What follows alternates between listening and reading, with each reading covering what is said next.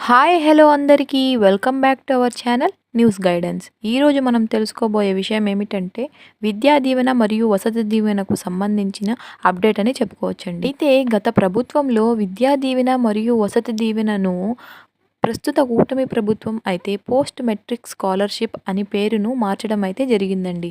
ఇక ఎవరైతే ఒకటో తరగతి నుంచి ఇంటర్మీడియట్ వరకు చదువుకుంటున్న విద్యార్థులకు తల్లికి వందనం అనే పథకం కింద 15,000 రూపాయలనైతే ప్రభుత్వం ఇవ్వనుందండి.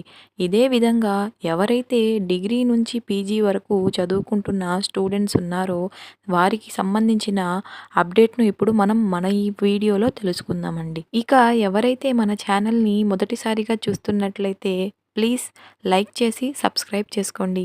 విద్యాశాఖ మంత్రి అయిన నారా లోకేష్ గారు ఈ విద్యా దీవెన మరియు వసతి దీవెనకు సంబంధించిన కొన్ని రూల్స్ అండ్ రెగ్యులేషన్స్‌ను మారుస్తూ ఆదేశాలను అయితే జారీ చేయడం అనేది జరిగిందండి. అయితే ఇక్కడ మనం ఒక విషయాన్ని గాని గమనించినట్లయితే ఈ స్కాలర్‌షిప్స్ అనేవి గత ప్రభుత్వంలో తల్లుల ఖాతాల్లో లేదా స్టూడెంట్స్ ఖాతాల్లో జేవీడీ రూపంలో అయితే జమ చేసేవారండి. అయితే ఇలా చేయడం వల్ల చాలామంది విద్యార్థుల చాలా సమస్యలను ఎదుర్కోవడం అనేది జరుగుతుందండి. అవి ఏమిటో మనం తెలుసుకున్నట్లయితే విద్యార్థుల యొక్క కాలేజ్ చదువు అయిపోయినప్పటికీ స్టూడెంట్స్‌కి సర్టిఫికేట్‌ను అందచేయకపోవడం అండి. ఎందుకు అని అనుకున్నట్లయితే విద్యా సంస్థల వారు ఇలా తెలియజేస్తారండి.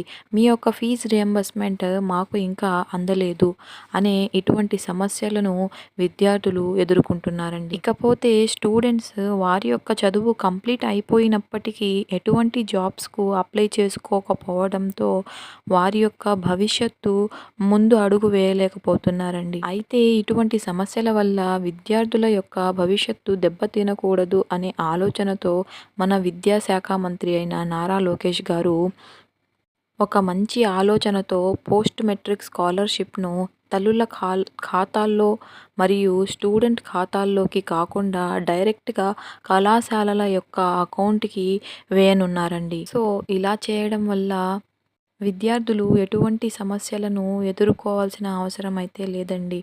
వారికి ఎంతో కొంత ఉపశమనాన్నయితే ప్రభుత్వం కలుగచేయనుందండి. ఇకపోతే ఎవరైతే ముందుగానే కళాశాలలో తమ యొక్క ఫీజుని కట్టేసి ఉంటారో వారు కూడా చింతించాల్సిన అవసరం అయితే లేదండి. పథకం అనేది అందరికీ వర్తిస్తుంది కాబట్టి ముందుగా కట్టిన వాళ్ళ యొక్క ఫీజు మరియు రిటర్న్ అయ్యి వారి యొక్క ఖాతాల్లోకే మళ్ళీ తిరిగి పడిపోవడం అనేది జరుగుతుందండి. సో, ఇదండి ఈరోజు ఇన్ఫర్మేషన్. ఈ ఇన్ఫర్మేషన్ గాని మీకు యూస్‌ఫుల్‌గా అనిపించినట్లయితే మన ఛానల్‌ని లైక్ చేయండి, షేర్ చేయండి మరియు సబ్స్క్రైబ్ చేసుకోండి. Thank you.